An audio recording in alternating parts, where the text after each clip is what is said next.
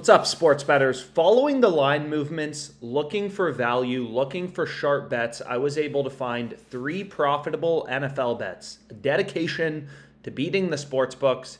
So I have bets in a few games, including Seahawks, Cardinals, as well as Rams, Buccaneers. So all of these plays are, of course, going to be found using data.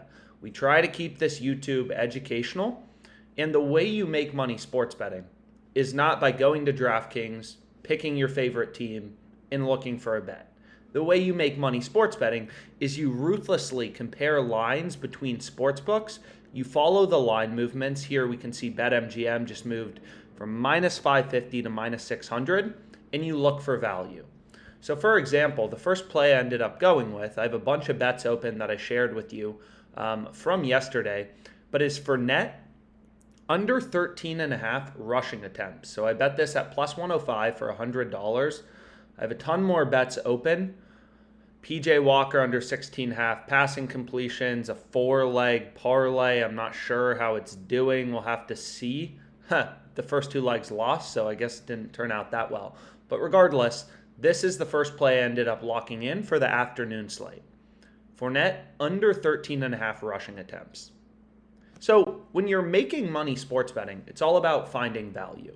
So you can do that in a bunch of different ways. Some people have the most success with a screen, right? They'll look at player prop odds on this screen and hunt for discrepancies. So an example of how you can do that is if you head over to player receiving yards, which we'll let load here, is what you can do is you can, we'll have to load these because there will be games in play. So this also includes live player prop odds, which some sportsbooks recently added.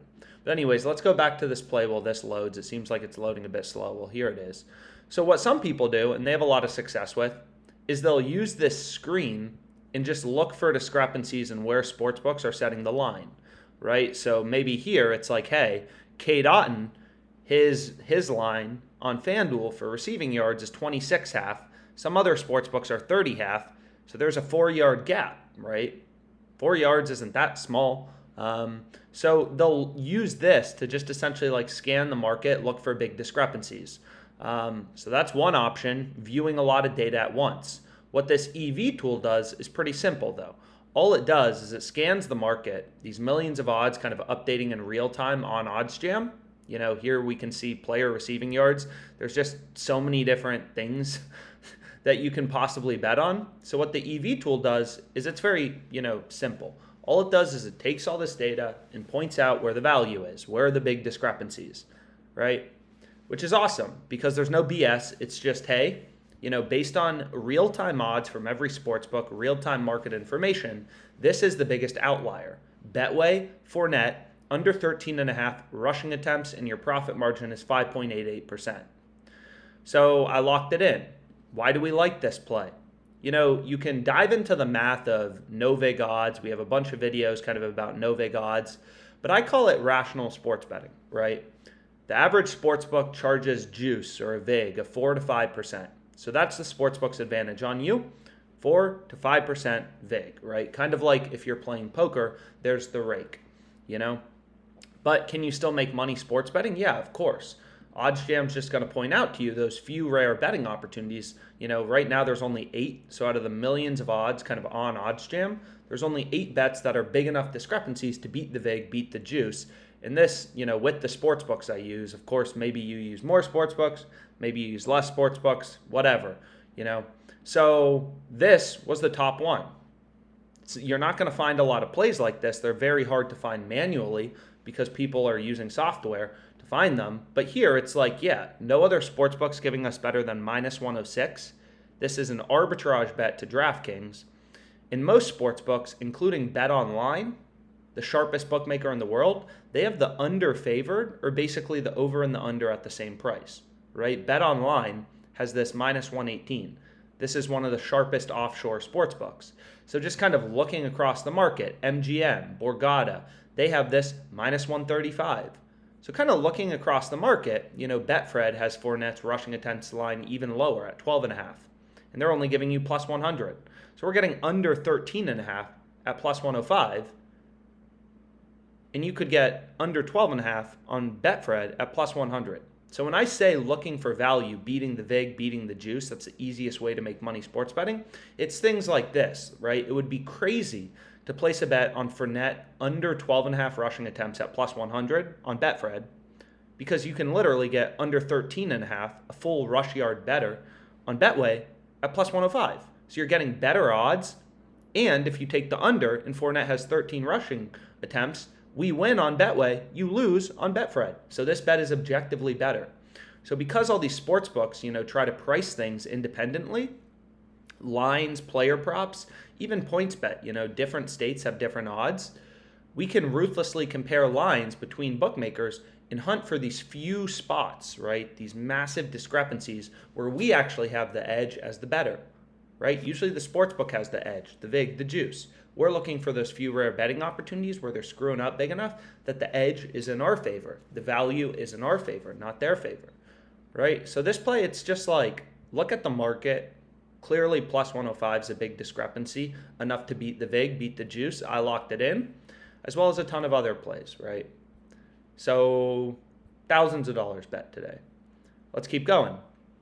So next we have Cade Otton, over 3.5 receptions. So plus 136 on FanDuel. What you're going to notice is I bet 183.80 on it. And you may be like, hey, Alex, that's kind of a random number. Why did you bet on Cade Otton over 3.5 receptions, 183.80? And you'll look, if you see right here, if I try to bet another $10 on it, FanDuel says, hey, your max wager is $10 or zero. Literally max wager zero. So sportsbooks, kind of the reason I don't just do this full time and I run OddsJam, right, is like at any time, these sportsbooks can cut your betting limits. It's why no one smart wants to be a full-time sports bettor. You can make money sports betting. It's a great hobby, but it's not scalable, because the max you're ever going to be allowed to bet on this, once FanDuel deems that you're sharp and profitable, as they've done with my account, I only got 183.80 down. So you'll notice that sometimes with sports books, but it's about not getting frustrated. I mean, there's literally, if you just kind of look across the market, there's, hundreds of sports books. So some may cut your betting limits a bit and you have to work a little harder to make the money, but you can absolutely be profitable, right? And OddsJam now, it's really cool. You can sync your sports books. So what this does is it automatically pulls my bets when you hit sync sports books. It automatically pulls my bets in the state of Arizona. So some sports books like Caesars, right? It's a different app for Arizona versus Pennsylvania versus Virginia. So this just pulls all my bets that I've placed in Arizona. Here we have Caesars Arizona, and grades them as wins or losses. And then it tells you an accurate representation of your net profit and loss, right? And all of our bets have an edge, right? Like this plus 105 clearly is a bet with value, a bet with an edge, but you're still going to have downswings. There's still variance. It's just about beating the closing line consistently, hunting for value. Here we can see that plus 136. No other book's better than plus 120. High value, Pinnacle, the sharpest bookmaker in the world, all the way down at plus 107. Definitely a play we want to be on. Then finally, I have Geno Smith, no interception. So let's go Geno. So a lot of props open. We'll have to see, where are you, Geno? And that's right here. Geno Smith, no interception. $270 was the max they gave me on that. So slow and steady wins the race. 3 bets. Here are my stakes. Here's the profit margin from OddsJam. So this is just known as your edge or your profit margin in percent form. So typically I just keep OddsJam sorted to see the highest profit margin bets first, which makes sense. And then, you just refresh. The market's always moving. Players are getting injured. Weather's changing. Weather moves totals in the NFL, for example, right? All these things happen. The market is dynamic. If the weather report gets a lot worse and it's going to be a lot more windy, then teams are more likely to run the ball. So player prop odds have to change, right? Passing yard props come down, passing yard lines. So there's tons of reasons for lines to move. Sharp action comes in. And it's all about following the market and just hunting for these soft spots where, sure, this bet can still lose, but you clearly have enough value to beat the VIG, and it's an arbitrage bet. So I locked it in. Again, we're up 31K not bad. Since the start of football season on YouTube plays I've given out and on live streams, we're up 10K. So hopefully we can keep it going. If you have any questions about sharp betting, whatever it is, comment down below. Let's make some money, guys.